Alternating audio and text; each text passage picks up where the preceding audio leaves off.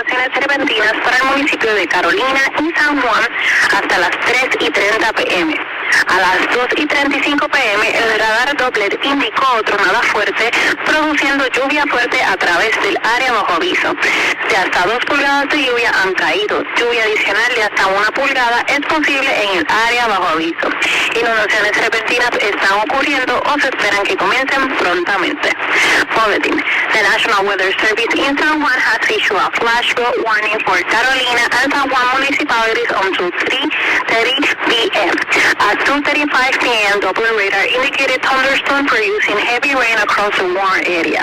Up to 2 inches of rain have fallen. Additional rainfall amounts up to 1 inch are possible in the warned area. Flash flooding is ongoing or is expected to begin shortly. So around, don't drown when encountering flooded roads.